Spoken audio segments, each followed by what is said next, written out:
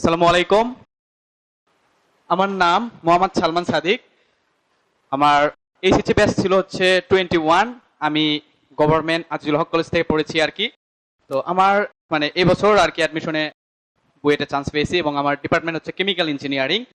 আজকে তোমাদের মাঝে আমি গুণগত রসায়নের কিছু গুরুত্বপূর্ণ টপিকস অর্থাৎ যেগুলো আর কি এইচএসসি প্লাস অ্যাডমিশনে ইম্পর্টেন্ট সেগুলো টপিকস নিয়ে আলোচনা করার ট্রাই করব। আসলে এই চ্যাপ্টারটা আসলে হিউজ কনসেপচুয়াল। তো তোমরা হচ্ছে প্রাইভেটে বা যেখানেই পড়ো আর কি অনেক লং টাইমে হচ্ছে অনেক আস্তে আস্তে করে পড়ানো হয় আর কি। একটা ক্লাস এখন 1-1.5 ঘন্টাতে আর কি কতগুলো কভার করা যাবে। তো সমস্যা নেই, এই ক্লাসে আমি মোটামুটি যতগুলো দরকার আর কি, যতটুকু না পড়লেই নয় অর্থাৎ ইম্পর্টেন্ট টপিকস গুলো আর কি, তো সেগুলো হচ্ছে আলোচনা করার ট্রাই করব। তো আশা করি তোমাদের ক্লাসটা একটু হলেও হেল্প হতে যাচ্ছে। কিছু কিছু ট্রিক্সও থাকবে আর কি, মোটামুটি হালকা। তো আশা করি হেল্প হতে যাচ্ছে। তো কথা না বাড়িয়ে আমার ক্লাসটা শুরু করতে যাচ্ছে আর কি। তো ফার্স্ট অফ অল এই অধ্যায়ের যেটা শুরু করবো আর কি।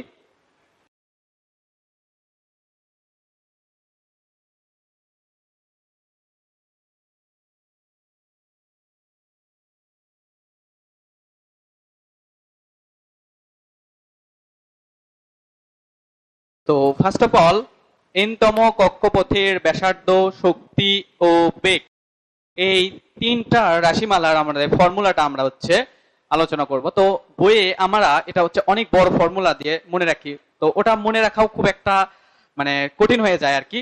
তো দেখো আমি যেই ফর্মুলা তিনটা লিখে দেবো, তো এই ফর্মুলা মনে রাখলে ইনশাল্লাহ সহজে মনে রাখা যাবে, প্লাস এটা ইউজ করতে পারবে আর কি এমসিকিউ বা অ্যাডমিশনে এই আর কি।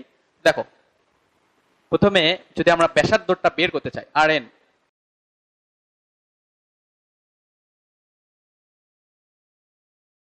আচ্ছা, পরে আমি এগুলো হচ্ছে বলতেছি, আগে লিখে নাও আমার সাথে সাথে।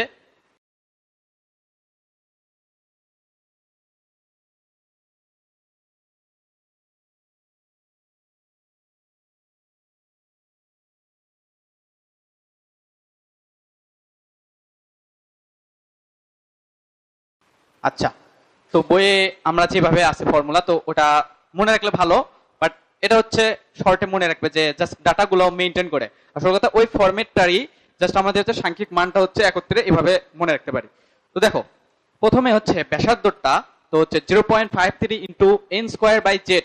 আচ্ছা, ওখানে লিখেছি অ্যাংস্ট্রম। তো অ্যাংস্ট্রম আমরা জানি যে এক অ্যাংস্ট্রম সমান হচ্ছে 10⁻⁻10 মিটার, এটা সবাই আশা করি জানো।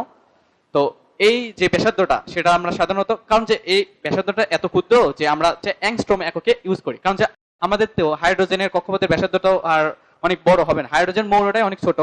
তো তার ব্যাসার্ধটা আরো ছোট হয়ে যাবে এই আর কি। তো এখানে হচ্ছে লক্ষ্য রাখতে হবে এন স্কোয়ার এন এবং জেটের অবস্থানটা কোথায় উপরে আছে এবং কোথায় নিচে আছে। তো ব্যাসার্ধটা মনে রাখার জন্য জাস্ট যদি আমরা ফিগারটা যদি একটা দেখি, দেখো আমরা কি জানি যে প্রথম কক্ষপথের ব্যাসার্ধটা দ্বিতীয় কক্ষপথের চাইতে ছোট হয়। আসল কথা কক্ষপথের সংখ্যার সাথে বৃদ্ধির সাথে আমাদের ব্যাসার্ধটা কি হয়ে যাচ্ছে, বৃদ্ধি পাচ্ছে। তো এই হিসেবে মনে রাখবা যে এন এন স্কোয়ারটা উপরে যাবে, অর্থাৎ এনটা হচ্ছে কক্ষপথ নাম্বার, অর্থাৎ 2, 3, 4 এরকম হতে পারে। আর জেডটা আমরা সবাই জানি সেটা হচ্ছে পারমাণবিক সংখ্যা। আচ্ছা, এখন হচ্ছে ই এন অর্থাৎ এনতম কক্ষপথের শক্তি, শক্তির রাশিমালার -2.18 গুণন 10⁻⁻18 ইন্টু, এটা মনে রাখবা যে Z square by N square. আচ্ছা, এটা কিভাবে মনে রাখবা যে কক্ষপথ যত দূরে যাওয়া হয় নিউক্লিয়াস থেকে, তো হচ্ছে আমাদের শক্তিটা তত কমতে থাকে আর কি, অর্থাৎ এই জন্য আমাদের হচ্ছে ব্যস্তানুপাতিক সম্পর্ক আর জেড স্কোয়ার আকারে উপরে আসে। আর লাস্ট অফ অল হচ্ছে ভি এন অর্থাৎ বেগ। তো বেগটা মনে রাখবা যে দেখো সেম 2.18, বাট পাওয়ারটা হচ্ছে এখানে 10⁻6। আচ্ছা, জেড বাই এন, অর্থাৎ এটা এভাবে মনে রাখতে পারো যে গতিশক্তির ফর্মুলা কি ছিল, হাফ এম স্কোয়ার। অর্থাৎ ভি স্কোয়ারের সাথে হচ্ছে ইটা হচ্ছে ভির সাথে হচ্ছে ইটা হচ্ছে রুট আকারে সম্পর্ক। তাহলে দেখো এককটা হচ্ছে জাস্ট আমাদের Z, Z square by N square ছিল, এখানে জেড বাই এন। এটা কিন্তু ওইভাবে আসে নাই, আমি জাস্ট মনে রাখার জন্য বললাম যে এইভাবে জাস্ট মনে রাখতে পারো এই আর কি। তো হচ্ছে এই তিনটা ফর্মুলা তোমরা অবশ্যই এমসিকিউ আসলে তো অবশ্যই করতে পারবা, দেন অ্যাডমিশনে অবশ্যই এটা এলাও এই আর কি। তো এই ফর্মুলাগুলো হচ্ছে জাস্ট রিকল করবে তাহলে এনাফ এই আর কি। আচ্ছা, একটা ম্যাথ দেওয়া যাক।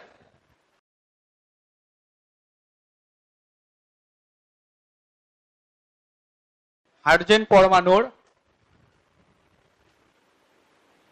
চতুর্থ কক্ষের ব্যাসার্ধ চতুর্থ কক্ষের ব্যাসার্ধ 8.5 ইন্টু 10⁻⁻10 মিটার। উক্ত কক্ষে ইলেকট্রনটির গতিবেগ নির্ণয় করো। আচ্ছা, তো দেখো এই ম্যাথটা আমরা হচ্ছে অনেকে অনেকভাবে প্রসেসে অ্যাপ্লাই করি। যে হয়তো ব্যাসার্ধ দেওয়া আছে, আমরা হচ্ছে ওই যে বোর্ডের দ্বিতীয় স্বীকার্য ছিল mvr সমান nh বাই টুয়াইস পাই, ওই সূত্র ধরে ইউজ করে পারি, বাট ওটা অনেক বড় ক্যালকুলেশন হয়ে যায়। তো সমস্যা নাই, আমরা যেটা আজকে সূত্র লিখে দিলাম, তো এই সূত্র ইউজ করে করব। তো দেখো আমরা সূত্র লিখে দিলাম যে vn, আচ্ছা vn সমান কি ছিল 2.18 গুণন 10⁻6 ইন্টু z/n। এখন জেড আমরা কি জানি, হাইড্রোজেন পরমাণুর ক্ষেত্রে আমরা পারমাণবিক সংখ্যা কত জানি 1। আচ্ছা, এবং এন মানে হচ্ছে কয় নাম্বার কক্ষপথ, এখানে কত বলে দিয়েছে চতুর্থ, তাহলে এন এর জায়গা 4। তো এটা দেখো, এটা করে আমাদের অ্যান্সার আসবে 5.45 10⁻5 মিটার পার সেকেন্ড। এটা আমাদের অ্যান্সার। এটা আসছে না সবার? আচ্ছা, বুঝতে পারলে? তাহলে কি এটা কি টাইম লাগলো কি জাস্ট 1 মিনিট, মানে 1 মিনিটও লাগবে না আর কি। তোমরা জাস্ট ক্যালকুলেটর বসে এই যে কি কি দেয়া আছে জাস্ট এইভাবে ডাটা ইউজ করবে। তো অবশ্যই এই ফর্মুলা ইউজ করবা, তাহলে হচ্ছে তাড়াতাড়ি করা যাবে। এখন আসা যাক হচ্ছে রিডবার্গ সমীকরণ। তো রিডবার্গ সমীকরণটা আমরা এখন আলোচনা করব। তো দেখো সেটা হচ্ছে 1/λ সমান আর এইচ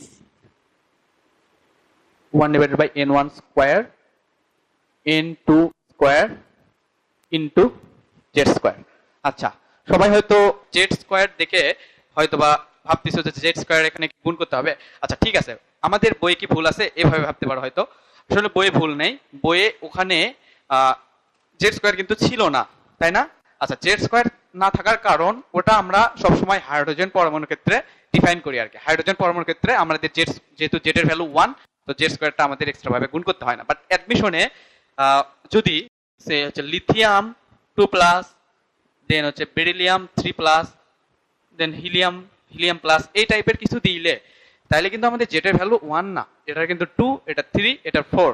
তো তখন হচ্ছে আমাদের কিন্তু ওই জেড স্কয়ারটা যদি না গুণ দাও তাহলে আমাদের ভুল হয়ে যাবে। তো এটা মাথায় রাখবা। তো এখানে n1 এর পরিচয়টা হচ্ছে কি নিম্ন শক্তি স্তর, n2 উচ্চ শক্তি স্তর, দেন RH এটা হচ্ছে বলা হয় রিডবার্গ কনস্ট্যান্ট, রিডবার্গ ধ্রুবক। তো আলটিমেটলি এটার ভ্যালুটা হচ্ছে আমাদের পরীক্ষালব্ধ মান। তো মনে রাখবা, আচ্ছা আমি আগে মানটা লিখে দিই, এটা হচ্ছে পার সেন্টিমিটার এককে। তো মনে রাখার মানে বিষয়টা কি যে 10 9 এক কমে কমে যাবে, দেন হচ্ছে 6 থেকে শুরু হবে, বাড়বে 6 7 8, এইভাবে জাস্ট আমি মনে রাখতাম। তোমরা যেভাবে ইজি হয় সেভাবে মনে রাখবা। তো এখানে ল্যামডা লিখেছি, সেটা হচ্ছে তরঙ্গ দৈর্ঘ্য, তরঙ্গ দৈর্ঘ্য। আচ্ছা, আরেকটা জিনিস আছে সেটা হচ্ছে নিউ বার। আচ্ছা, নিউ বারকে বলা হয় হচ্ছে তরঙ্গ সংখ্যা। তো তরঙ্গ সংখ্যা চাইলে আমাদের জাস্ট 1/λ এই ফর্মুলাটা ইউজ করতে হবে, তাইলে আমরা হচ্ছে তরঙ্গ সংখ্যা যদি চাই তো এটা ইউজ করতে পারবো। তো বিষয়টা কি যে এখান থেকে ল্যামডা যে ভ্যালুটা আসবে সেটা অবশ্যই এককটা হবে হচ্ছে সেন্টিমিটারে, যদি এই মানটা বসাও, বুঝতে পারলে? তো সেখান থেকে আমাদের যদি বলা হয় ন্যানোমিটার বা মিটার বা ন্যানো মানে অ্যাংস্ট্রম, যে কোনো কিছু বলুক, জাস্ট হচ্ছে আমরা ওইভাবে বের করব। আচ্ছা ঠিক আছে, তাইলে একটা যদি আমরা এই রিলেটেড একটা যদি ম্যাথ দেখি আর কি।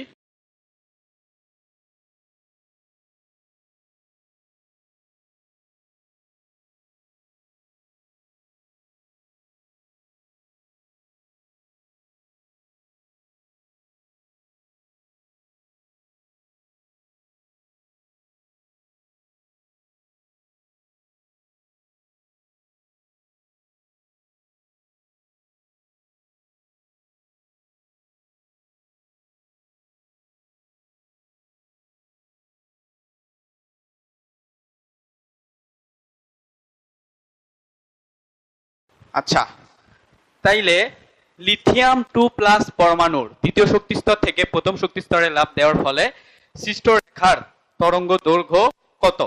তাইলে আমাদের এটা জাস্ট আমাদের এই যে এই ফর্মুলাটা মেইনটেইন করতে হবে। 1/λ সমান হচ্ছে RH 1/n1 square n2 square into এখানে কিন্তু z স্কয়ার না দিলে তোমাদের ভুল হয়ে যেত আর কি। তো অবশ্যই খেয়াল রাখবা এখানে হচ্ছে 10 9 6 7 8। আচ্ছা n1 টা কত? ne1 এখানে n1 মানে হচ্ছে নিম্ন শক্তি স্তর, যেহেতু প্রথম তাহলে হচ্ছে 1 স্কয়ার, আর n2 টা হচ্ছে কত? 2। আর লিথিয়ামের জেড কত হবে? 3 না? আচ্ছা তাইলে এখান থেকে আমাদের যে ল্যামডার ভ্যালুটা আসবে আমি একবারে লিখে দিচ্ছি 1.35 কোন 10 টু দি পাওয়ার -8 মিটার। একবার আমি মিটারে আনছি, তোমরা হচ্ছে দেখবা আর কি ক্যালকুলেশন করে দেখো এটা আসবে। তো বুঝতে পারছো? এই অঙ্কে কারো যদি সমস্যা থাকে বলতে পারবো। আচ্ছা ঠিক আছে, আমি হচ্ছে পরবর্তীতে টপিকে যাচ্ছি। তো এখন হচ্ছে আমাদের যে বিষয়টা জানতে হবে সেটা হচ্ছে হাইড্রোজেন সিরিজ।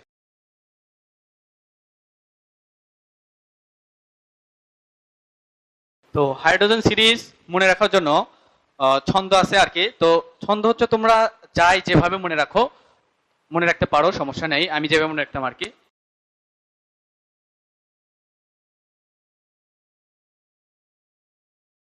লাইলির বাবার পাশে ব্রাজিলের ফুটবলার হাঁটে। তো যারা আর্জেন্টিনার সাপোর্টার আছো তারা এখানে আর্জেন্টিনার ফুটবলার হাঁটে। তো ছন্দটা তোমরা হচ্ছে হাইড্রোজেন সিরিজটাকে অন্যভাবে লেখো আর কি। তো যাই যেভাবে মনে রাখো আর কি, আমি এভাবে মনে রাখতাম আর কি। আচ্ছা লাইম্যান বামার প্যাশন ব্র্যাকেট।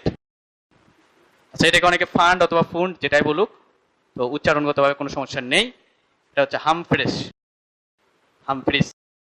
আচ্ছা যাই হোক, তো হচ্ছে এগুলোর মান আছে নির্দিষ্ট। তো এটার ক্ষেত্রে এন এর ভ্যালু হচ্ছে 1, এটা এন এর ভ্যালু হচ্ছে 2, এটা হচ্ছে এন এর ভ্যালু হচ্ছে 3, এন এর ভ্যালু হচ্ছে 4, এন এর ভ্যালু 5, আর এখানে এন এর ভ্যালু হচ্ছে 6। আচ্ছা তো হচ্ছে হাইড্রোজেন সিরিজটা অবশ্যই মনে রাখতে হবে যে মানে কার মান কোনটা, কারণ যে আমাদের অঙ্কের সময় n1 এর ভ্যালু এবং n2 এর ভ্যালু ওইভাবে দেয়া থাকে না। দেয়া থাকবে বলতে পারে যে কোশ্চেনটা যে বামার থেকে ফুন্ডে গেল, বামার থেকে হামফ্রিসে গেল, বা হামফ্রিস থেকে বামারে আসলো, এই টাইপের কিছু যদি বলা থাকে তো আমাদের n1 এবং n2 ওইভাবেই ডিফাইন করব, যে নিম্নটা হচ্ছে ধরবো n1, উচ্চটা ধরবো হচ্ছে n2। তো মানে এটা হচ্ছে জাস্ট তোমাদের মনে রাখতে হবে এই জন্যই। এখন হচ্ছে আমাদের nth লাইন এই জিনিসটা আমাদের বুঝতে হবে। তো এই জিনিসটা বোঝার আগে একটা ম্যাথ করালে তোমরা ক্লিয়ার হতে পারবে। বামার সিরিজের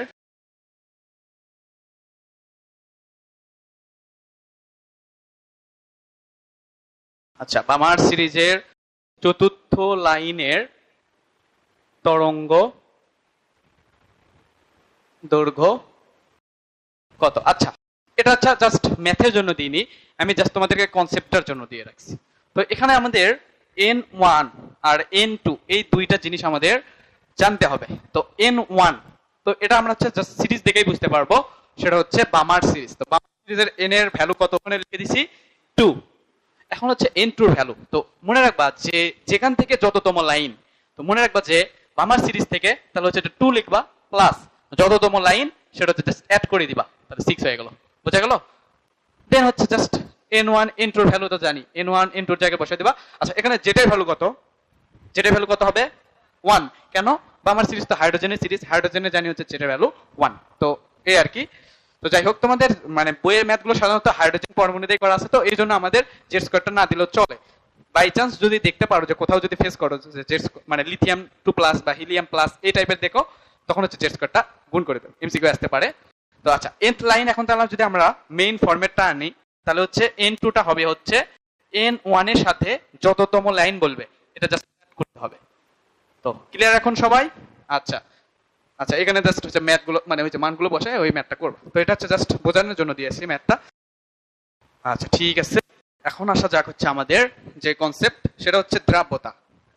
ঠিক আছে, এখন হচ্ছে আমাদের এই অধ্যায়ের one of the most important topic সেটা হচ্ছে দ্রাব্যতা। তো দ্রাব্যতা নিয়ে এখন আমরা আলোচনা করব। তো দ্রাব্যতার বিষয়টা কি, যে এখানে আসলে আমাদের দ্রাব্যতার প্রকাশক হচ্ছে দুই টাইপের হতে পারে। তো দুই টাইপের কি রকম দেখো, একটা হচ্ছে গ্রাম ডিভাইডেড বাই 100 গ্রাম, আর একটা হচ্ছে জাস্ট হচ্ছে ঘনমাত্রাটা মোল পার লিটার অথবা হচ্ছে গ্রাম পার লিটার। অনেক এই তিনটার বাইরে মানে আমাদের সাধারণত দ্রাব্যতার কোনো আর একক নেই। এই তিনটা মানে মানে দুইটা প্রকাশক, জাস্ট একটার ভিতরে দুইটা ঘনমাত্রা আকার। তো আমাদের প্রথমত আমরা ওই যে গ্রাম বাই 100 গ্রাম এই জিনিসটা বুঝবো আর কি। তো দেখো বিষয়টা কি, যে দ্রাব্যতার সংজ্ঞাটা কিভাবে ডিফাইন করা যায়। তো তার আগে আমাদের সম্পৃক্ত দ্রবণ চিনতে হবে। তো সম্পৃক্ত দ্রবণ, আচ্ছা দ্রাব্যতার আগে ডিফাইনটা করি, তারপরে আমি হচ্ছে দ্রাব্যতার সংজ্ঞা বইয়ে ভালোভাবে আছে। তো আমি জাস্ট হচ্ছে যেগুলো মানে ইম্পর্টেন্ট লাইনগুলো তো সেগুলোতে জাস্ট এখানে হচ্ছে টিটা নির্দিষ্ট, টিটা নির্দিষ্ট। আচ্ছা, তো দ্রাব্যতা আমাদের প্রকাশক হচ্ছে দুই ধরনের হতে পারে। একটা হচ্ছে গ্রাম বাই 100 গ্রাম, আর একটা হচ্ছে মোল পার লিটার অথবা হচ্ছে গ্রাম পার লিটার। তো এটা মানে আস্তে আস্তে স্টেপ বাই স্টেপ তিনটায় বোঝাবো আর কি। তো দেখো আগে আমাদের গ্রাম বাই 100 গ্রাম এই জিনিসটা আসলে মানে মেইন দ্রাব্যতার সংজ্ঞাটা যেটা, তো এটা হচ্ছে বলা হয় দ্রবণের দ্রাব্যতা।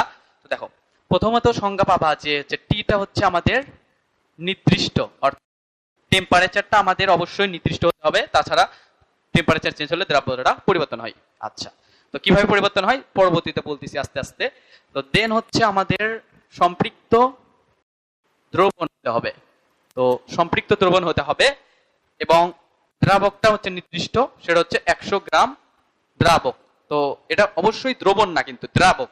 দ্রাবক আসলে বিষয়টা কি, দ্রবণ মানে আমরা কি জানি, দ্রাবক প্লাস দ্রবর সমন্বয়ে দ্রবণটা মানে দ্রাবক প্লাস দ্রব্য মিলে হচ্ছে দ্রবণটা তৈরি হয়। তো মানে দ্রবণটা শরবত, আর দ্রাবকটা কি হচ্ছে পানি, আর হচ্ছে শরবতে আমরা কি চিনি নাকি লবণ মিশাই, কি বলো? আচ্ছা চিনি, তাহলে চিনিটা হচ্ছে দ্রব্য হবে, তাই না? তো বিষয়টা কি, যে আমাদের এই তিনটা কন্ডিশন মেনটেন করতে হবে দ্রাব্যতার সংজ্ঞা ডিফাইন করতে গেলে, তাইলে আমাদের সংজ্ঞাটা আসবে। তো কিভাবে বই ভালো আসছে আছে যে নির্দিষ্ট তাপমাত্রায় কোন সম্পৃক্ত দ্রবণের 100 গ্রাম দ্রাবকে যতটুকু দ্রব্য দ্রবীভূত থাকে মানে থাকে, তাহলে হচ্ছে ওই দ্রব্যের পরিমাণটাকে আমরা বলবো হচ্ছে দ্রাব্যতা। তো বিষয়টা কি, যে হয়তো সংজ্ঞাটা মাথার উপর দিয়ে গেল, বিষয়টা কি, আচ্ছা যাই হোক সমস্যা নাই, আমি সূত্রটা জাস্ট কিভাবে আসলো সেটা বললেই হবে। দেখো সম্পৃক্ত দ্রবণ এটা আমাদের এখন চিনতে হবে। বিষয়টা কি, যে আমি যদি একটা পাত্র নিই, ধরো হচ্ছে এখানে সার্টিন অ্যামাউন্টে একটা মানে নির্দিষ্ট রেঞ্জের কোন একটা দ্রবণ তৈরি হয়েছে। তো বিষয়টা কি, যে পানি, তো পানিতে আমরা চিনি মিশাতে থাকলাম ধরো। তো মিশাতে মিশাতে কি তুমি যতটুক মানে যত ইচ্ছা মানে চিনি মিশাইলে, তাহলে কি শরবতটা কি হইবে কি মানে এট এ টাইম কি হয়ে যাবে, যে চিনি মানে পানিতে একটা নির্দিষ্ট অ্যামাউন্ট আছে যে চিনিকে দ্রবীভূত করার। তো একটা টাইম পর্যায়ে দেখবে যে হচ্ছে চিনিটা কি হচ্ছে নিচে হচ্ছে জমা হচ্ছে, অদক্ষিপ্ত আকারে হচ্ছে।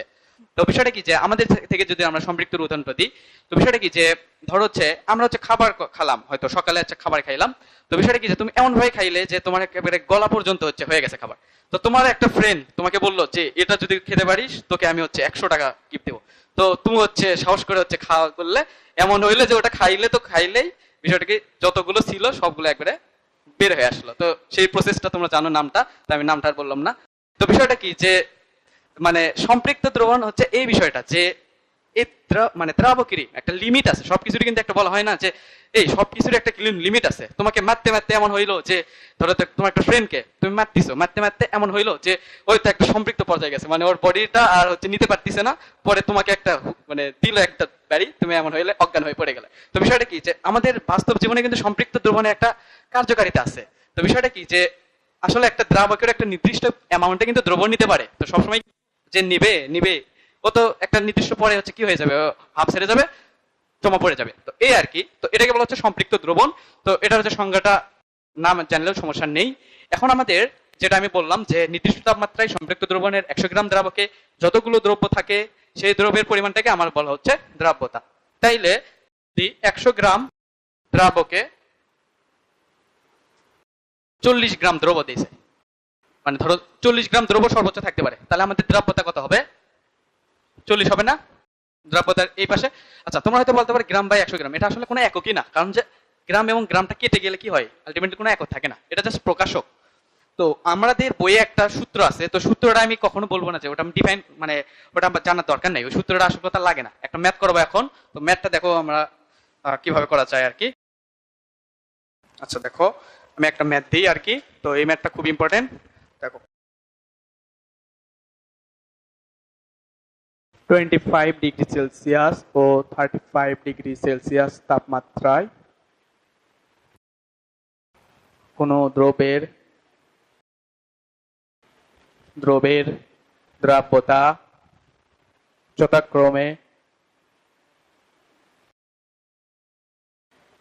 40 ও 60। আচ্ছা,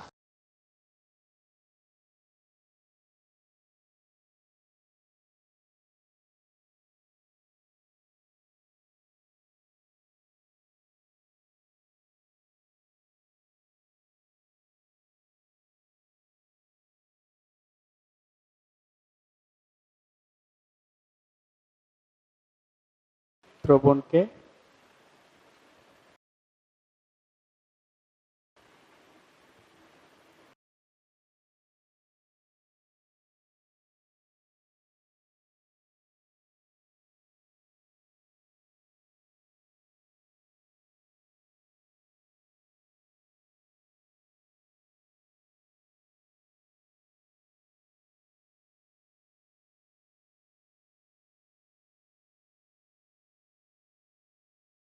আচ্ছা দেখো, অনেকটা বড় একটা ম্যাথ, একটু মনোযোগ দাও। দেখো এখানে দিয়ে রাখছে যে 25°C ও 35° এখানে সেলসিয়াস হবে। সেলসিয়াস তাপমাত্রায় কোনো দ্রবের দ্রাব্যতা যথাক্রমে 40 এবং 60। তো 35°C তাপমাত্রায় 100 গ্রাম দ্রাবক মানে সম্পৃক্ত দ্রবকে 25°C তাপমাত্রায় শীতল করলে কত গ্রাম দ্রব কেলাসিত হবে। আচ্ছা সমস্যা নেই, স্টেপ বাই স্টেপ করে দিচ্ছি। তো এটা হচ্ছে আগে তোমাদের এইচএসসি লেভেলে যেভাবে করবা সেটা দেখাবো, দেন হচ্ছে শর্টকাটটা কি যে 1 মিনিটে করা যাবে আর কি, সেই শর্টকাটটাও দেখে দিব আর কি। তো সমস্যা নাই, ধৈর্য ধরে করো, তাহলে মানে বুঝতো আর কি, তাইলে আর কি। তো দেখো এখন আমাদের একটা জিনিস আগে আমি বলছি যে টি বাড়লে সাধারণ কেসে দ্রাব্যতাটা বেড়ে যায়, মানে তাপমাত্রা যদি বাড়ানো হয় সাধারণ কেসে দ্রাব্যতা বাড়ে। যদিও ব্যতিক্রম আছে, আমাদের পুরা কেমিস্ট্রিটাই হচ্ছে ব্যতিক্রম দিয়ে ভরা, যে অনেক সময় বলে যে দ্রাব্যতার একক এটা, তবে প্রকাশ করা হয় না। অনেক সময় একক না লিখলেও চলে, মানে বিষয়টা কি যে আমাদের কেমিস্ট্রিটা হচ্ছে ফুললি হচ্ছে ব্যতিক্রম দিয়ে ভরপুর, এই আর কি। তো সমস্যা নাই, ব্যতিক্রম থেকে জয় করলেই হবে, কারণ যে যতই ব্যতিক্রম হোক এই কেমিস্ট্রি অনেকে ভয় পাও আসলে, কিন্তু আসলে কেমিস্ট্রি মোটেও ভয় পাওয়ার সাবজেক্ট না। আমাদের এবার বুয়েট অ্যাডমিশন হয়েছিল আর কি, আমাদের কোশ্চেনটা কেমিস্ট্রিটা যথেষ্ট ইজি ছিল আর কি। ইজি বলতে মোটামুটি সবাই ভালো অ্যান্সার করেছিল আর কি, কেমিস্ট্রি এবং মানে ফিজিক্স এবং ম্যাথের তুলনায়। তো অবশ্যই কেমিস্ট্রিটাকে ভয় পাবা না, এই আর কি, তাইলেই হবে, সমস্যা। তো দেখো এখন তাহলে হচ্ছে টি বাড়লে দ্রাব্যতা বাড়ে, এটা হচ্ছে কনসেপ্ট। তো সমস্যা নাই। এখন দেখো আমি যদি একটু জাস্ট ফিগারটা ড্র করি, ফিগার তোমাকে জাস্ট এখন তুলো, কিন্তু আসলে পরীক্ষার সময় দরকার নাই। 35°C, এটা হচ্ছে আচ্ছা। দ্রাব্যতাকে কিন্তু মানে সাধারণত আমরা এস দ্বারা প্রকাশ করি, এস দ্বারা প্রকাশ করা হয়। তো এটা মনে রাখবা যে দ্রাব্যতাকে এস দ্বারা প্রকাশ করা হয়। দ্রাব্যতা প্রথম, আচ্ছা 25°C কত আছে 40, আর 35 এ কত আছে 60। আচ্ছা, তো এখান থেকে আমরা দুইটা কথা পাচ্ছি, কিন্তু দ্রাব্যতা থেকে আমরা দুইটা কথা পাচ্ছি। তো দেখো কি কি কথা পেলাম, দুইটা, একটা হচ্ছে দ্রাবক আর একটা হচ্ছে দ্রবক। আচ্ছা আমি বলছি কি যে সম্পৃক্ত মানে এই দ্রাব্যতার ক্ষেত্রে দেখো তো দ্রাবকটা ফিক্সড না, ওখানে কত গ্রাম আছে 100 গ্রাম, এটা কিন্তু অলওয়েজ ফিক্সড 100 গ্রাম। আর দ্রবে তাহলে কত আছে এখানে 40 গ্রাম। তো এখানে কত আসতেছে তাহলে তোমরা বলো, দ্রাবকটা কত আসতেছে 100 গ্রাম, আর দ্রব্যটা হচ্ছে 60 গ্রাম। কি ক্লিয়ার? আচ্ছা এখন কিভাবে করবে, এখন দেখো এখন হচ্ছে স্টেপ বাই স্টেপ করতে হবে। তো স্টেপ বাই স্টেপ করার আগে আমাদের দেখতে হবে যে কোন তাপমাত্রা থেকে কোনটায় নিয়ে যাচ্ছে। তো দেখো তো এখানে কি বলছে, 35 থেকে আমাদের আনতে বলছে 25°C আনতে বলছে দ্রবণটা। তো তাহলে আমাদের আগে হচ্ছে 35টাকে আমাদের ডিফাইন করতে মানে ডিল করতে হবে 35 নিয়ে। তো 35°C দেখো তো কি হয় আসলে। আচ্ছা এখানে কিন্তু আমরা দ্রবণ কি পাচ্ছি, তাহলে দ্রবণ কতটুকু হচ্ছে 100 প্লাস 60, 160 গ্রাম হচ্ছে না, এই যে মানে এই তাপমাত্রায় দ্রবণটা। তো তোমরা হয়তো বলতে পারো দ্রবণ নিয়ে কেন কাজ করবো, কারণ যে এখানে আমরা 100 গ্রাম দ্রবণ, আসল কথা এখানে 160 গ্রাম দ্রবণ ছিল। তো সেখান থেকে আমাদের 100 গ্রাম মানে ধরো একটা শরবত ছিল 160 গ্রামের, তো সেখান থেকে 100 গ্রাম তোমার ফ্রেন্ড অন্য একটা টেম্পারেচার নিয়ে গেল, এই আর কি। তো কাহিনীটা এটা আর কি। তো দেখো তাহলে আমাদের 160, এই যে এখান থেকে লিখতেছি 160 গ্রাম দ্রবণে দ্রব আছে কতটুকু, 60 গ্রাম না? এই যে জাস্ট এখান থেকে দেখো দ্রাব্যতা থেকে তাহলে আমরা কতটুকু আসলো, দ্রাবক আসলো, দ্রব আসলো এবং দ্রবণ সবকিছু পাইলাম। তো এই আর কি। তাইলে এখন আমাদের কত গ্রামে নিয়ে যেতে বলছে, এই যে 100 গ্রাম না? তাহলে 100 গ্রামে আমার দ্রবণে কতটুকু দ্রব আছে দেখো তো, কেউ একজন ক্যালকুলেশন করো। 100 ডিভাইডেড বাই 160 গ্রাম, এটা হচ্ছে কতগুলো করলাম দেখো 32.5 এটা আসে, এটা আসে না? আচ্ছা সরি সরি, হ্যাঁ 37, ঠিক আছে। আচ্ছা এই আর কি। আচ্ছা ঠিক আছে, এখন তো ঠিক আছে নাকি? আচ্ছা দেখো ঐকিক নিয়মটা তো, তাই না? ঐকিক নিয়মটা ভুলে গেলাম এই আর কি। তো যাই হোক তোমরা ভুলবে না। দেখো তাইলে একটা বিষয়টা খেয়াল রাখবা যে মানে তাপমাত্রা যতই চেঞ্জ হোক আমাদের দ্রাবকের পরিমাণটা আমাদের চেঞ্জ হয় না, মানে দ্রাবকের পরিমাণটা আমাদের সেম থাকে। তো এখানে তাহলে আমাদের দ্রাবকটা কত আসছে, মানে 160 গ্রামে, মানে এতগুলো তো 100 গ্রাম ছিল, মানে 160 গ্রাম দ্রবণে, কিন্তু এখন 100 গ্রাম মানে দ্রবণে দ্রাবক কত আছে, তাহলে আমরা কিভাবে বের করব? এই যে 100 থেকে জাস্ট এই যে এটা বাদ দিব, কি এটা তো বুঝতে পারলে তাই না? তাহলে কত আসতেছে 62.5 গ্রাম।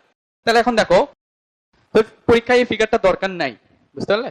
এখন আমরা তো 35 নিয়ে ডিল করলাম, এখন আমাদের 25 নিয়ে ডিল করতে হবে। তো 25 ডিগ্রি সেলসিয়াস নিয়ে যদি আমরা ডিল করি তাইলে দেখো 25-এ আমরা হচ্ছে 40 দ্রাব্যতা পাচ্ছি। তাইলে আমাদের দেখো তো ওখানে 100 গ্রাম দ্রাবকে, তোমাদের খাতায় আছে 100 গ্রাম দ্রাবকে দ্রব কতটুকু পাইছি, 40 গ্রাম না?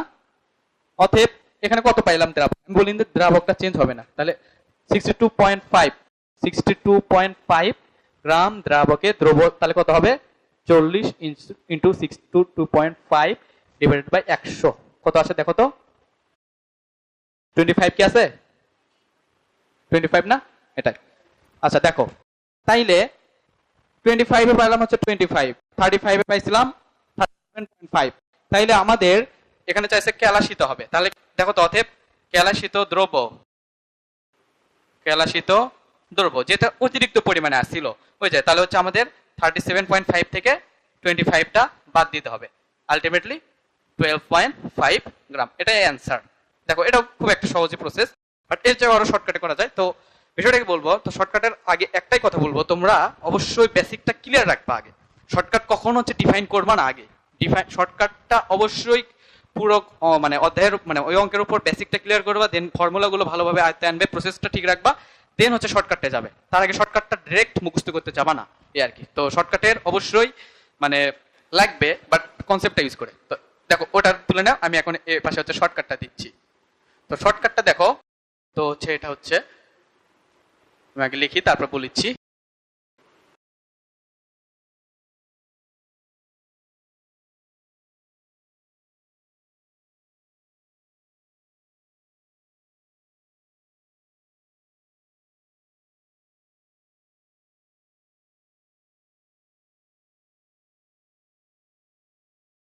তো দেখো আচ্ছা শর্টকাটটা আমি লিখেছি যে ডেল দ্রব্য, তাহলে ডেল দ্রব্য মানে মনে রাখবে যে আচ্ছা হ্যাঁ এটা এটা আরেকবার বলবো সেটা বলতেছো। আচ্ছা দেখো ওখানে কিন্তু 25 ডিগ্রি সেলসিয়াস তাপমাত্রায় দ্রাব্যতা কত ছিল, 40 ছিল না?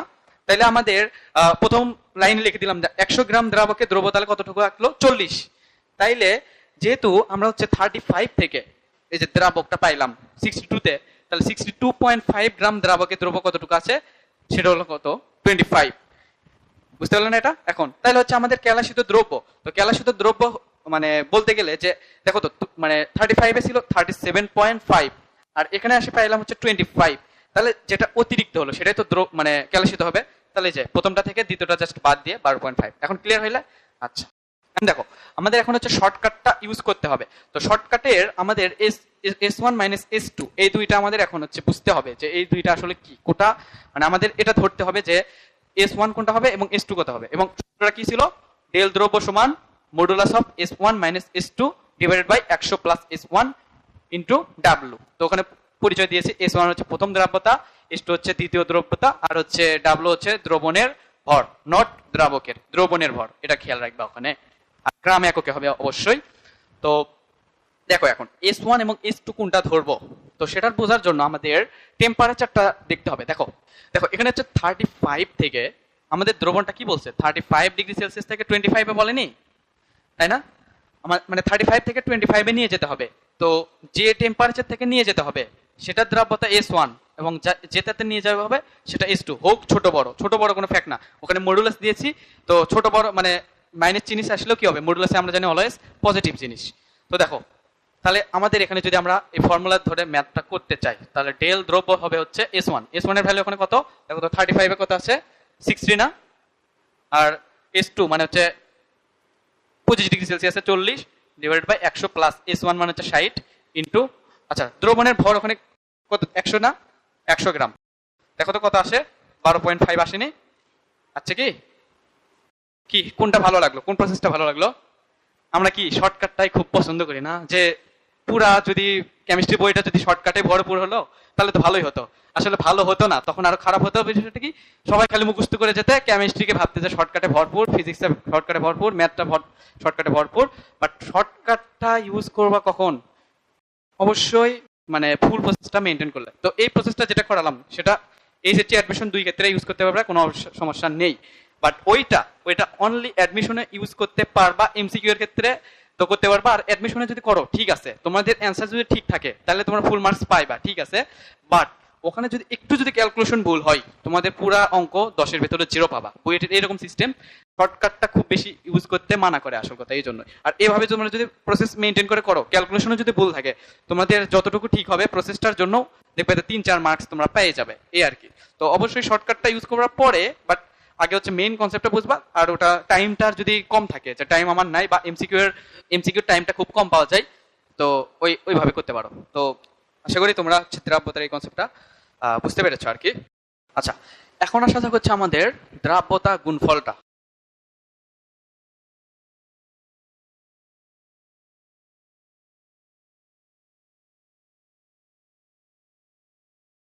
এবার হচ্ছে দ্রাব্যতা গুণফল।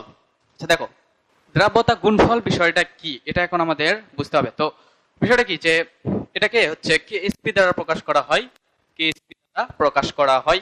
তো আসল কথা কি, সে মানে বিষয়টা কি, যে দ্রাব্যতা গুণফল বিষয়টা কি, আসলে তোমরা হচ্ছে সংজ্ঞাটা মুখস্থ করতে যাবে না, সংজ্ঞাটা মানে জাস্ট হচ্ছে যেগুলো পয়েন্টটা সেগুলো হচ্ছে জাস্ট জানলেই হবে। তো প্রথমত কি মনে হচ্ছে, দ্রাব্যতার গুণফল মানে দ্রাব্যতাগুলোর গুণফল। তো এটা হচ্ছে দ্রাব্যতা গুণফল, আসলে এটাও ঠিক, বাট একটু মডিফাই করতে হবে। তো মডিফাইটা কি, এটার ক্ষেত্রে দেখো, প্রথম টিটা হচ্ছে নির্দিষ্ট, টিটা নির্দিষ্ট, দেন এটা হচ্ছে সম্পৃক্ত দ্রবণের ক্ষেত্রে হতে হবে, সম্পৃক্ত দ্রবণ, দেন হচ্ছে স্বল্প দ্রাব্য বিশিষ্ট, স্বল্প দ্রাব্য বিশিষ্ট যৌগের মোলার ঘনমাত্রার, স্বল্প দ্রাব্য বিশিষ্ট মোলার যৌগের মোলার ঘনমাত্রার সর্বোচ্চ গুণফল। তো অনেক কথা বলে ফেললাম, তো এটা দেখাইলে বুঝতে পারবে কিরকম আসল কথা। তো এখানে হচ্ছে স্বল্প দ্রাব্য বিশিষ্ট। তো এটা আসলে মনে রাখবে যে স্বল্প দ্রাব্য বিশিষ্ট কাদেরকে বলা হয়, যাদের ঘনমাত্রা 0.01 মোলার বা এর কম, এরকম যারা মেনটেন করবে যাদের দ্রাব্যতা। তো এটা একটু মাথায় রাখবে, এটা যদি এমসিকিউ বাই চান্স এসে যায়, তো 0.01 মোলার বা এর কম হবে স্বল্প দ্রাব্য বিশিষ্ট যৌগ, এই আর কি। দেখো এখানে কিন্তু আমাদের দ্রাব্যতার মতনই টিটা নির্দিষ্ট ছিল এবং সম্পৃক্ত দ্রবণই ছিল, তাই না? জাস্ট এখানে একটা কথা এক্সট্রা ভাবে আসছে, সেটা হচ্ছে স্বল্প দ্রাব্য বিশিষ্ট যৌগের মোলার ঘনমাত্রার সর্বোচ্চ গুণফল। তো শোনো, মোলার ঘনমাত্রা এবং দ্রাব্যতা আসলে হচ্ছে ডিফারেন্স কিছু না, দুটো সেম। দ্রাব্যতায় ওয়ান কাইন্ডস অফ হচ্ছে আমাদের হচ্ছে ঘনমাত্রা। তো এখন আমি যদি তোমাদের একটা কেএসপির মানে জাস্ট হচ্ছে ইকুয়েশনটা দেখাই, যে কিভাবে ডিফাইন করতে হয় কেএসপিটা। তো হচ্ছে আমি একটা যদি এখানে মৌল দিই আর কি, হচ্ছে অ্যালুমিনিয়াম ট্রাইক্লোরাইড, এটাকে যদি আমি বিশ্লেষিত করি জলীয় দ্রবণে, তাহলে আমাদের কি হবে, Al3+ এবং আচ্ছা আগে লিখি ক্লোরাইড, কোলারিটি যেহেতু মাইনাস, তো এখানে হচ্ছে ক্লোরিনের কয়টা আছে, 3টা আছে, তো আমাদের সহগ যাবে হচ্ছে 3। দেন এটা যদি আমাদের এস হয়, এটাও হবে এস, বাট এটা হবে কত, 3s, কেন, এই যে সহগ আছে 3। তো আমাদের কেএসপি সমান হচ্ছে আমাদের formula aluminium 3+ into chloride ion. আচ্ছা, যেটা হচ্ছে সহগটা থাকবে সেটা হচ্ছে পাওয়ার আসবে 3, বুঝতে পারলে, মানে যেটা সহগ থাকবে সেটা হচ্ছে পাওয়ার আকারে আসবে। তাহলে দেখো তো এখানে হচ্ছে অ্যালুমিনিয়াম 3+ এর এস, আর ক্লোরাইড আয়নের হচ্ছে 3s, তার উপর যেহেতু কিউব এটা, তো এটাকে করে আমাদের কত আসে, 27s⁴। তো শোনো, কেএসপি এর রাশিমালা এগুলো হচ্ছে মুখস্থ করার দরকার নেই, জাস্ট এইভাবে তোমরা হচ্ছে প্রসেস মেইনটেইন করে যে টাইপই যৌগদিক, যোজনী এবং হচ্ছে মানে সহগটা কোথায় কি বসে, তো এটা যদি ডিফাইন করতে পারো তাইলে আর তোমাদের ইনশাআল্লাহ টেনশন হওয়ার কোনো কারণ নেই। আচ্ছা, একটা তুলে আমি যদি এক্সাম্পল দিই, তো এক্সাম্পলটা খুব সহজ।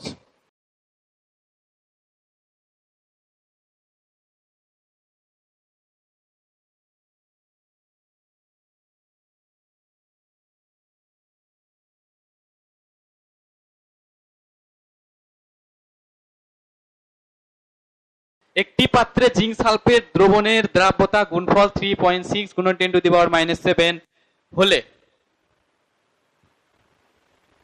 দ্রাব্যতা কত হবে।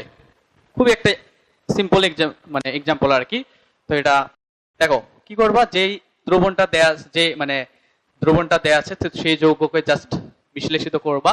দেন হচ্ছে জিঙ্ক কত হয় এখানে 2+, আর সালফেট কত হয় 2- আয়ন না।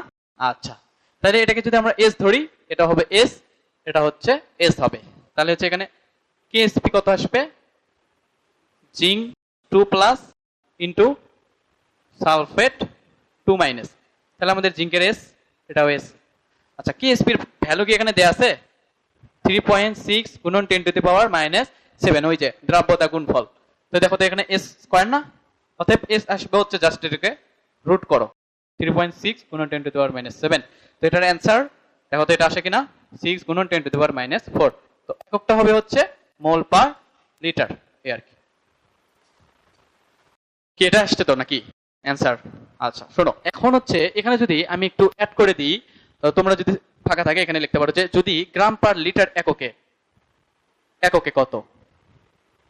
তো গ্রাম পার লিটার এককে যদি আমাদের চাই যে গ্রাম পার লিটার এককে এই দ্রব্যটা কত হবে, তো তাইলে আমাদের যেটা করতে হবে আর কি, দেখো এটা কিন্তু মোল পার লিটারে আসছে। তো গ্রাম পার লিটারে আনতে গেলে আমাদের কি করতে হবে, দেখো বিষয়টা আমরা কি জানি, মোল সংখ্যা সমান আমরা কি জানি, W/M, এটা জানি না আমরা, যে ভর ভাগ মানে আণবিক ভর, মানে একটা গ্রাম এককে ভর এবং হচ্ছে আণবিক ভর। তো আমাদের এই যে ডাব্লিউটা যদি চাই আমরা N × M, তাহলে কি করছে, মোল সংখ্যার সাথে এটা কি আণবিক ভর না, আণবিক ভর। তো কোন যৌগের আণবিক ভর দ্বারা জাস্ট গুণ করলেই আমাদের আসবে। তাহলে হচ্ছে গ্রাম পার লিটার এককে আসতেছে কত, দেখো তো এটা হচ্ছে 6 গুণন 10⁻⁴। তো এর ভরটা আমাদের এখন অ্যাড করতে হবে। তো আমাদের ভরটা কি হচ্ছে দেখো তো, জিঙ্কের কত 65.4, এটা না, আচ্ছা, ইন্টু এস, এস এর হচ্ছে 32, আর অক্সিজেন 4টা মিলে 64, গুণ করতেছি কেন, এগুলো যোগ হবে। তো এটা হবে আমাদের কাহিনী, আণবিক ভর তো এইভাবে বের করতে, তাই না? তাহলে হচ্ছে দেখো এখান থেকে যে মানটা আসবে, তো সেটা জাস্ট এখানে বসে দিলাই আমাদের গ্রাম পার লিটারে এককে আসবে। তো তোমরা হচ্ছে এটা অ্যান্সার বের করে ফেলো। তো দেখো কিরকম আসে। তো বোঝা গেল কাহিনীটা যে গ্রাম পার লিটার এককে কিভাবে আসলো।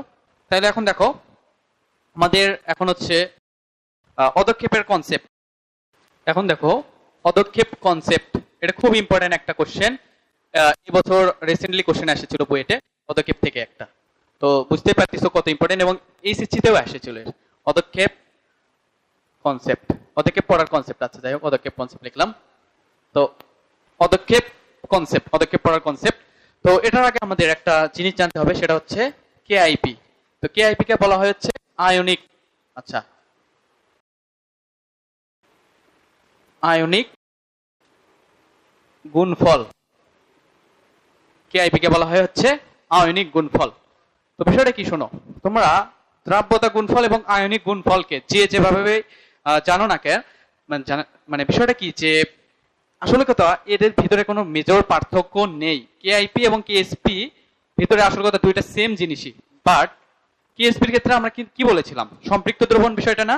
আচ্ছা, আর কেআইপির ক্ষেত্রে মানে কেআইপির ক্ষেত্রে হবে যে কোনো দ্রবণ, অর্থাৎ এটা তুমি অসম্পৃক্ত হতে পারে, অতিপৃক্ত হতে পারে, তো যেটাই হোক যে কোনো দ্রবণের ক্ষেত্রে আমাদের আয়নিক গুণফলটা ডিপেন্ড করে। তো আয়নিক গুণফলেরই বিশেষ একটা ফরম্যাট, সেটা হচ্ছে কেএসপি। তো কেএসপিটা হচ্ছে সম্পৃক্ত দ্রবণের ক্ষেত্রে হয়। তো দেখো আমাদের এখন যদি আমি শর্ত লিখি, অদক্ষেপ পড়ার শর্ত,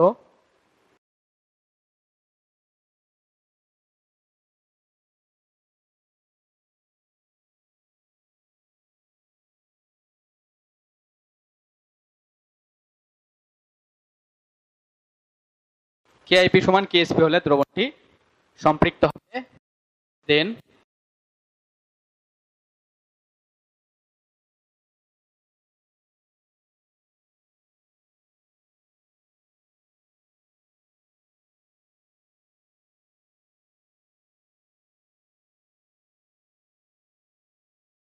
দেখো তিনটা কথা লিখেছি, তো তিনটা কথা জানলে আমাদের এনাফ। কেআইপি সমান কেএসপি হলে দ্রবণটি সম্পৃক্ত হবে। তো সম্পৃক্ত হলে কি পদক্ষেপ পড়বে? কি সম্পৃক্ত তো হয়ে গেছে, তো এখানে পদক্ষেপ পড়বে না। কেআইপির চাইতে যদি কেএসপিটা বড় হয় তাহলে হচ্ছে পদক্ষেপ পড়বে না, আর যদি কেআইপিটা বড় হয় তাহলে আমাদের পদক্ষেপ পড়বে। তো একটা যদি আমি ম্যাথটা দেখাই দিই তাহলে তোমরা হচ্ছে ক্লিয়ার হবে এই বিষয়টা। দেখো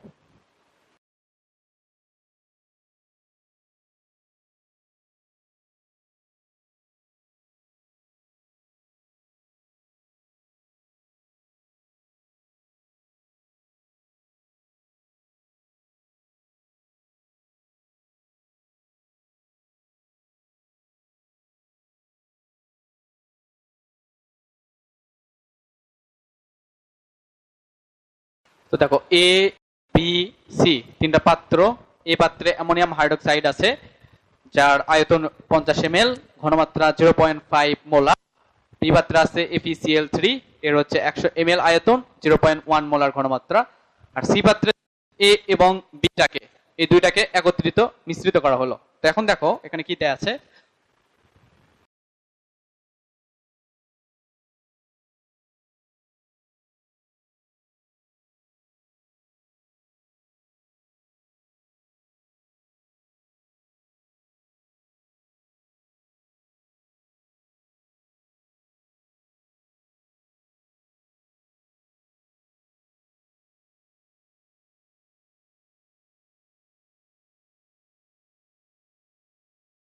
আচ্ছা ঠিক আছে, তাহলে দেখো এখন আমাদের দুইটা পাত্র দেয়া আছে, একটা অ্যামোনিয়াম হাইড্রোক্সাইডের আর একটা আছে FeCl3।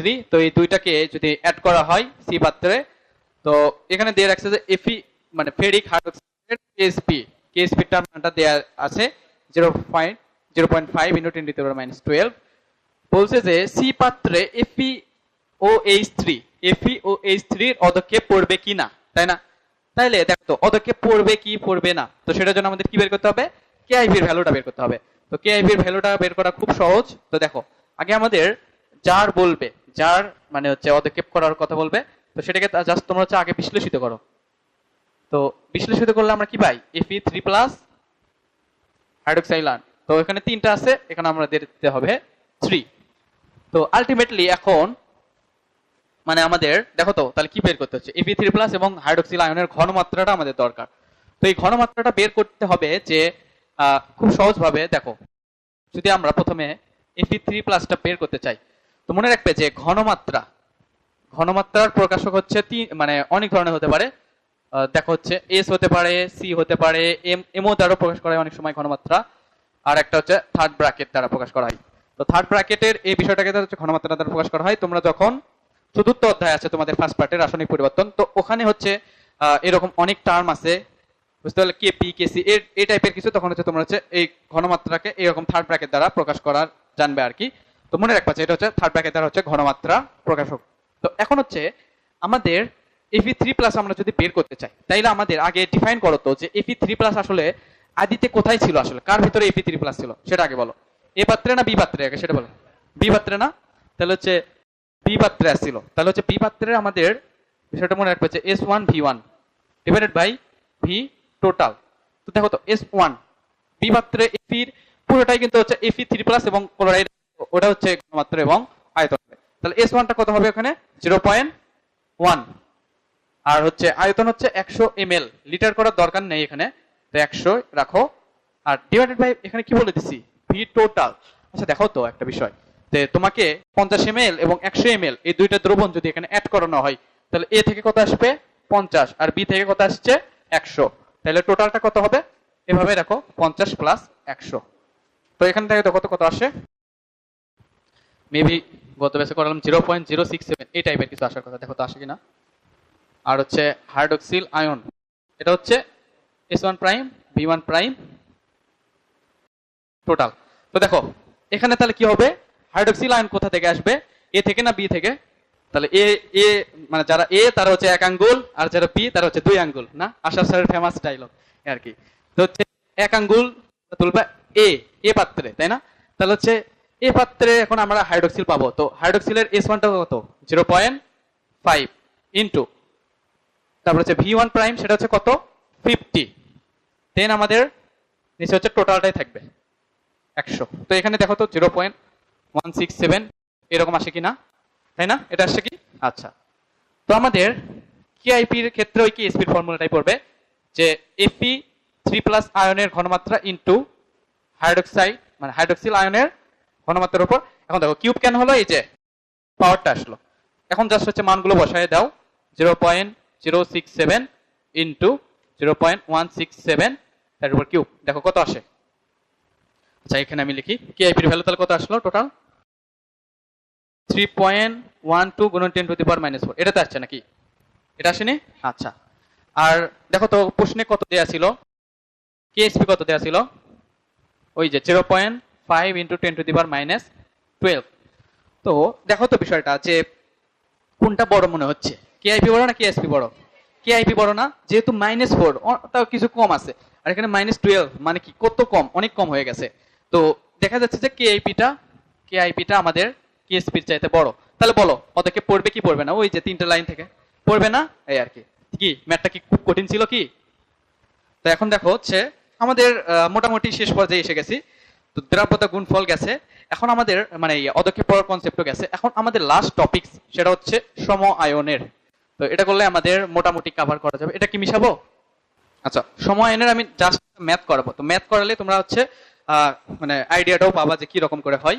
সম আয়নের ম্যাথ দেখো, এটা হচ্ছে সম আয়ন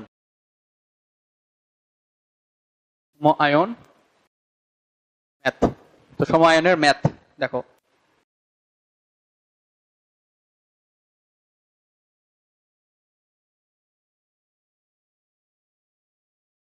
তো এটা হচ্ছে স্ট্রোনশিয়াম ফ্লোরাইড।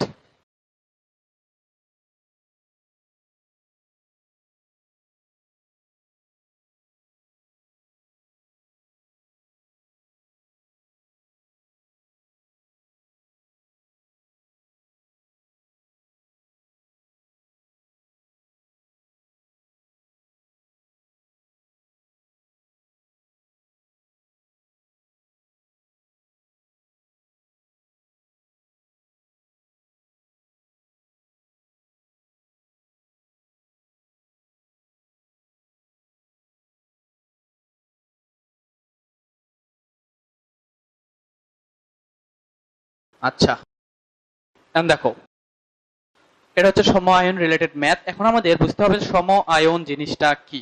এখন দেখো তো, এখানে প্রথম পাত্র যেটা ছিল, তো সেটা হচ্ছে স্ট্রোনশিয়াম ফ্লোরাইড, একটা জাস্ট পানি, নর্মাল পানিতে আমাদেরকে জাস্ট হচ্ছে স্ট্রোনশিয়াম ফ্লোরাইডটা মানে নিলাম আর কি। আর দেন হচ্ছে 0.0 মানে দ্বিতীয় পাত্রে বি পাত্রে 0.01 মোলার সোডিয়াম ফ্লোরাইড দ্রবণের ভেতরে আমরা স্ট্রোনশিয়াম ফ্লোরাইডটা মানে নিমজ্জিত করলাম। তো বিষয়টা কি এখানে বলে দিছে যে এ পাত্রে স্ট্রোনশিয়াম ফ্লোরাইডের কেএসপি এত, তাহলে বি পাত্রে স্ট্রোনশিয়াম ফ্লোরাইডের দ্রাব্যতার কিরূপ পরিবর্তন হবে। তো শোনো বিষয়টা কি, যে দ্রাব মানে সম আয়ন থাকলে আমাদের দ্রাব্যটা চেঞ্জ হয়, তো এ পাত্রে যে দ্রাব্যতা থাকবে বি পাত্রে তার কমে যাবে, এই আর কি। সম আয়নের প্রভাব এটা। এখন বুঝতে হবে সম আয়ন বিষয়টা কি। দেখো স্ট্রোনশিয়াম ফ্লোরাইড এবং হচ্ছে সোডিয়াম ফ্লোরাইড, তো একটা কি কোনো কিছু একটা কমন পার্ট পাওয়া যাচ্ছে কি দুইটার ক্ষেত্রে? কোনটা কমন পাওয়া যাচ্ছে? তো এই যে ফ্লোরিন, তো ফ্লোরাইড আয়ন, ফ্লোরিন না তো মানে ফ্লোরাইড আয়নটা আমাদের হচ্ছে কমন পার্ট। তো এই যে যখন এই রকম হচ্ছে আসল কথা সমান মানে একই জিনিস দুইটা যৌগের ভিতরে থাকবে, তো তখন আমাদের এই সম আয়নের হচ্ছে মানে কন্ডিশনটা অ্যাপ্লিকেবল হবে। তো হচ্ছে দেখো এটার জন্য আমাদের মনে রাখবে যে সম আয়নের প্রভাবে হচ্ছে আমাদের দ্রাব্যতা কমে যায়। তো সম আয়নের প্রভাবে হচ্ছে দ্রাব্যতা কমে যায়, এটা জাস্ট মাথায় রাখবে। তো আমাদের ম্যাথটা করলেই বুঝতে পারবে বিষয়টা কি। তো ফার্স্ট অফ অল আমরা যদি এ পাত্রের ক্ষেত্রে বের করি, এ পাত্রে স্ট্রনশিয়াম ফ্লোরাইড এটাকে বিশ্লেষিত করো। বিশ্লেষিত করলে কি পাওয়া যায়? স্ট্রনশিয়াম হচ্ছে দ্বিযোজী আর ফ্লোরিন হচ্ছে এটা হচ্ছে দুইটা। তাহলে এস এস এটা কত হবে? 2s। তো আলটিমেটলি তাহলে আমাদের এখন হচ্ছে কেএসপি, অবশ্যই এটা কেএসপি দিয়ে করতে হবে। তো কেএসপি দেখো স্ট্রনশিয়াম 2+ ফ্লোরাইড, এখন কি হবে? এখানে স্কয়ার হবে না, ওটা সহগ আছে। তাহলে দেখো কেএসপি এর ভ্যালু এখানে কত দেয়া আছে? 3.5 গুণন 10⁻⁻35। তো এখন স্ট্রনশিয়ামের এখানে কত আছে? s, আর এটা আছে হচ্ছে 2s স্কয়ার, তো আলটিমেটলি 4s কিউব আসতেছে। তো তোমরা এটা একবার ক্যালকুলেটরে এরকম করে একটা কিউব রুট আছে, তো 3.5 × 10⁻⁻35 ডিভাইডেড বাই 4, তো এটা করে দেখো কত আসে। তো আমি অ্যানসারটা বলে দিই, দেখো তো এটা আসে কিনা।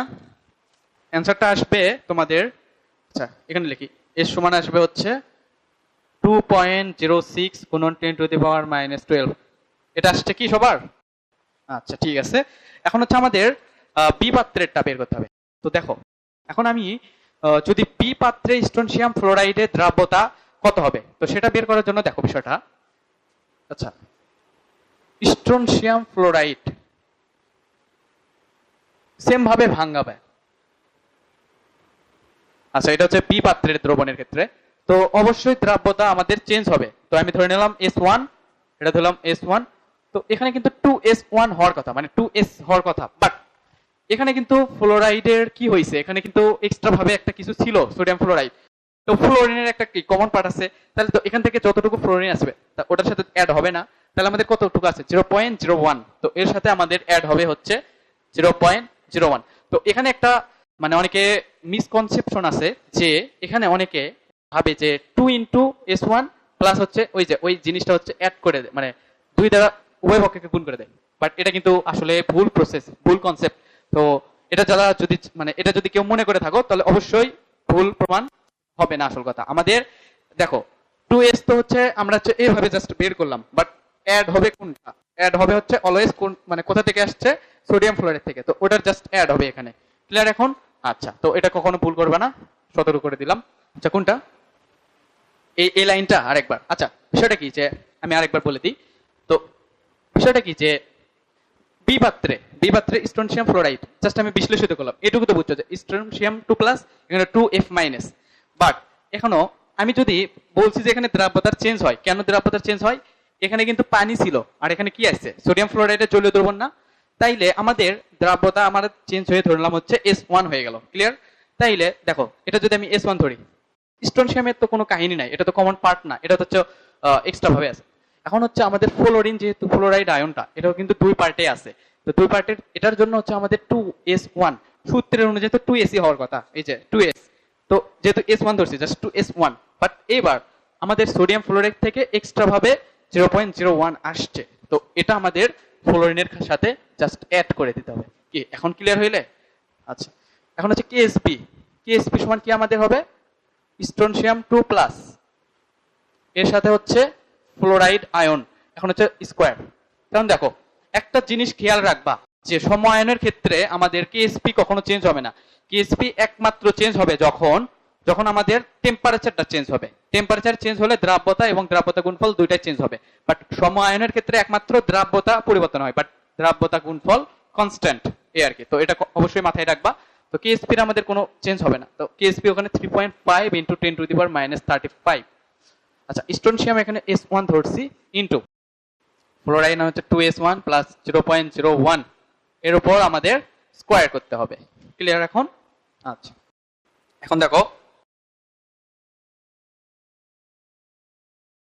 আচ্ছা এটাকে যদি আমি একটু গুণ করে দিই, আচ্ছা তাহলে কি হবে?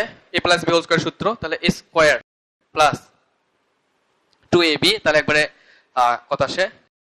0.04S1 0.04S1 প্লাস 0.001 এটা আসবে।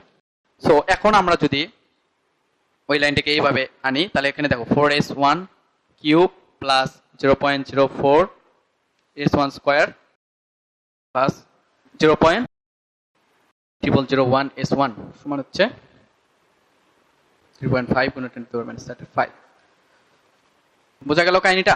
আচ্ছা শোনো, এখন দেখো এখানে আমাদের একটা জিনিস লক্ষ্য রাখতে হবে, উচ্চ ঘাতগুলো আমাদের বিষয়টা কি, দেখো এই মানটা অনেক ছোট না, তো এই মানটা একবারে ছোট হয়ে গেছে, তাইলে সেটাকে আবার যদি কিউব এবং স্কোয়ার এটা যদি করা হয়, মানটা অনেক শূন্য, একবার শূন্যের কাছাকাছি চলে যাবে। তো আমাদের এটা এইভাবে লিখবে যে উচ্চ ঘাত s1 এর উচ্চ ঘাত বর্জন করে তাইলে মানে এই জিনিসটা এবং এই জিনিসটা আমাদের নাই করে দিলাম, জাস্ট আমাদের 0.01 s1, তো এটা হচ্ছে 3.5 গুণ 10 to the power minus 35। তো আলটিমেটলি এখানে s1 এর ভ্যালু কত আসে দেখো তো, 3.5 গুণ 10 to the power minus maybe 31 কি। তো দেখো তো এখানে s ছিল এটা, আর এখানে কত কমে গেছে না, অনেক কমে গেছে কিন্তু। তো পরিবর্তন যেহেতু চাইছে, তো তোমরা বিয়োগও করতে পারো বা অনুপাতটাও চাইলে করতে পারো। তো অনুপাতটা আমি জাস্ট করে দিলাম।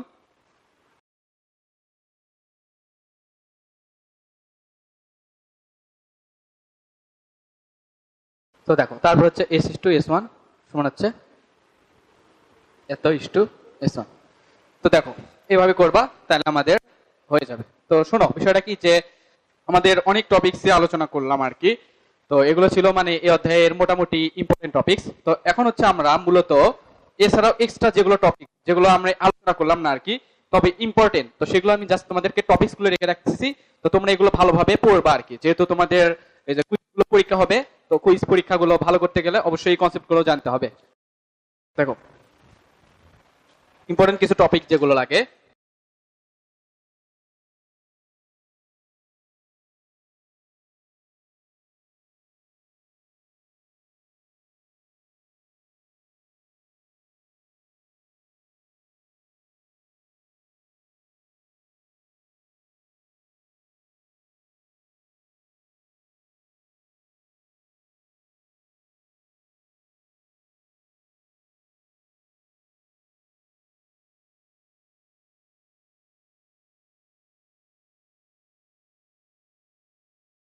আচ্ছা দেখো আমাদের এছাড়াও যেগুলো এক্সট্রা টপিকস গুলো লাগবে সেটা হচ্ছে আয়ন শনাক্তকরণ। আচ্ছা অনেকে এটা ভুল ধারণা, যে আয়ন শনাক্তকরণ অনেকে ভাবে যে এটা হয়তো প্র্যাকটিক্যালের জিনিস, এটা তো আমাদের হয়তো লাগার কথা না, বাট আসলে এই সিচিতে গ নাম্বারে দিতে পারে, এমসিকিউ আসে যে কোনটার আয়নের কোন বর্ণ, এবং বুয়েটে আমাদের এইবার কোশ্চেন আমাদের জিঙ্ক 2+ এবং ক্যালসিয়াম 2+ মেবি এই টাইপের, কিন্তু ওইভাবে ডিরেক্ট দেয়নি, তো একটা পাত্রে এরকম করে দিয়েছিল যে শনাক্তকরণ। তো এই প্রসেসটা দেখো তাহলে বুঝতে পারতেছে বইয়ের যে কয়টা আছে আয়ন সেইগুলো, এবং হচ্ছে ক্যাটায়ন এবং অ্যানায়ন, বিশেষ করে ক্যাটায়ন গুলো খুব বেশি ইম্পর্টেন্ট। তো হচ্ছে ওটার আয়ন শনাক্তকরণ করবা, যেমন হচ্ছে শিখা বর্ণালী, যে ওই যে সোডিয়াম কি উজ্জ্বল সোনা মানে সোনালী হলুদ, দেন হচ্ছে কি পটাশিয়াম বেগুনি, রুবিডিয়াম লালচে বেগুনি, এই টাইপের কিছুগুলো তোমার পড়ে নিবা। এবং হচ্ছে ওটা নট অনলি খালি চোখে কিভাবে দেখা যায়, এবং ওই যে কোবাল গ্লাস, তো ওটা দ্বারা কিভাবে দেখা যায়, তো সেটাও মনে রাখবা। দেন হচ্ছে পরমাণু মডেল, আমাদের রাদারফোর্ড বোর মডেল, তো বোর মডেল থেকে ওই যে স্বীকার্যগুলো আমাদের ই সমান এইচ নিউ এবং হচ্ছে এম বি আর সমান N H by twice pi, তো এই ফর্মুলা গুলো জাস্ট দেখবা। দেন হচ্ছে ডি ব্রোগলির এবং হাইজেনবার্গের অনিশ্চয়তা নীতি, চাইলে শ্রোডিঞ্জারের যে ইকুয়েশনটা আছে তো ওটা দেখতে পারো। দেন হচ্ছে আমাদের হচ্ছে কোয়ান্টাম সংখ্যা, এটা আর কি। আর তোমাদের ওই যে এইচ ডাব্লিউ ওই পাশে দিয়েছে আর কি, তো ওই এইচ ডাব্লিউ গুলো তোমরা হচ্ছে বাসায় গিয়ে করবা, যেগুলো লেকচার ছিল তো সেগুলোর ভিতরে দেখো একটা ছিল হচ্ছে কুয়েটে আসা কোশ্চেন, আর একটা হচ্ছে বুয়েটে আসা কোশ্চেন। তো দেখো কত সহজ কোশ্চেন কিন্তু ছিল। তো এই আর কি, আগে এইচ ডাব্লিউটা তুলে নাও। আচ্ছা তো তুলে নিতেই আমি মানে কিছু কথা বলে যাই আর কি। তো তোমরা হচ্ছে পরীক্ষাগুলো অবশ্যই ভালোভাবে অ্যাটেন্ড করবা।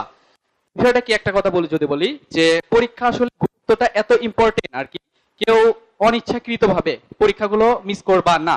কারণ যে বিষয়টা কি, যে আমি বলি যে মানে উদ্ভাসে যে তোমরা হচ্ছে মানে বিষয়টা কি, যে তোমরা যে যারা ইঞ্জিনিয়ারিং প্রিপারেশন নিবা, তো তোমরা যে ইঞ্জিনিয়ারিং মানে উদ্ভাসে যদি ভর্তি হয়ে থাকো, তোমরা হয়তো ভাবতে পারো যে অনেক এক্সট্রা ভাবে অনেক কিছু শিখাবে। আসলে ভাইয়া এই টপিকস গুলাই তোমাদের জাস্ট একটু রিকল করে দিবে, বা এই সূত্রগুলো হচ্ছে তোমাদের আলোচনা করবে। তো আসলে অতিরিক্ত কিছু আসলে কথা ওখানে হচ্ছে যে ডিসকাস করবে, তাই আসলে ওটা না আসল কথা। তো তোমাদের মেইন ভিত্তিটা এইভাবেই তৈরি হবে। তো এখানে যেহেতু কুইজের সিস্টেম আছে, তোমরা আগে ভাবেই মানে তোমরা হচ্ছে অ্যাডমিশনের ফিলটা পাচ্ছ এখান থেকেই, তো অবশ্যই কোশ্চেন গুলো পারফর্ম করার ট্রাই করবে। আর কি যে সাপোজ কোশ্চেনটা তোমরা হচ্ছে কঠিন লাগতেছে বা পাচ্ছ না প্রথম দিকে, হতাশ হওয়ার কোনো কারণ নেই। কারণ কি যে তোমরা এখানে হচ্ছে চেষ্টা করতে আসছো, হার জিত হতেই পারে, বাট তোমার বেস্ট ইফোর্টটা দিবা ভাই, বেস্ট ইফোর্টটা দিবা, দেন কোনো অসুবিধা হবে না ইনশাল্লাহ। তুমি যদি নিজের ইফোর্টে 100-র ভিতরে যদি 10ও পাও বা 20ও পাও, সমস্যা নেই। তুমি এখনো মানে তোমার কেবল যেটা শুরু হইলো, এখন তো তুমি কেবল জাস্ট পা দিলা, তুমি এখন হচ্ছে পরবর্তীতে আরো যখন স্টেপ স্টেপ এট এ টাইম তুমি হচ্ছে আহ, সর্বোচ্চ লেভেল না গেলে বাট একটা নির্দিষ্ট গুড রেঞ্জে থাকতে পারো, এই আর কি। তো আর হচ্ছে বিষয়টা কি যে পজিশন ডাজেন্ট ম্যাটার, পজিশনটা আসলে কোনো কাজে আসে না, মানে কাজে আসে না বলতে ভুল, এটা পুরোপুরি ভুল না, মানে ঠিকও না আবার পুরোপুরি ভুলও না। আমি যদি বলি, তো আমার উদ্ভাসে মানে র্যাঙ্ক থাকতো অলওয়েজ 200 থেকে 250 এভারেজ, বাট বুয়েট পরীক্ষায় আমার দুর্ভাগ্যক্রমে একটু খারাপ পরীক্ষা গেছে, মানে হালকা একটু কম ইয়ে করে হয়েছিল আর কি। তো এই জন্য আমার পজিশন আসছিল 939। আর আমার জানা মতে আরো অনেকজন আছে, ধরো হচ্ছে বিষয়টা কি যে গত ক্লাসে মনে হয় তোমাদের আহসান হাবিব অন্তর ক্লাস নিয়েছিল, তাই না? আচ্ছা, ও পজিশন কিন্তু মোটামুটি 1300 প্লাস, ও যতদূর আর কি শুনছি আর ওর মানে সাথে আর কি, উদ্দেশ্য 1350 প্লাস এই টাইপের কিছু একটা রেঞ্জ থাকতো আর কি। বাট পরীক্ষায় ওর কিন্তু 500 মানে পজিশন আছে, 500 সামথিং এ আর কি। তাহলে বুঝতে পারতেছো উদ্ভাসের বা যেটাই পরীক্ষা দাও, এগুলো হচ্ছে আসল কথা, পজিশন ডাজেন্ট ম্যাটার। তোমার একটা ভালো পজিশন থাকলে অবশ্যই ভালো কিছু করার একটা কনফিডেন্স পাবা, এবং পজিশনটা ভালো থাকলে তোমাদের একটা কনফিডেন্স বিল্ড আপ হবে। তো অবশ্যই ভালোভাবে পরীক্ষা দেওয়ার ট্রাই করবা, বাট হচ্ছে আমি ভালো করতেছি তাই মানে আমার মানে হচ্ছে সেই ভালো করতেছি মানে আমি তো পেয়ে যাবো তাইলে আর কি, তো এটাও কনফিডেন্স হওয়া যাবে না। এবং প্লাস তোমার খারাপ হচ্ছে এবং সাপোজ হচ্ছে পজিশন অনেক দূরে যাচ্ছে, তখন নার্ভাস হওয়ার কারণ নেই।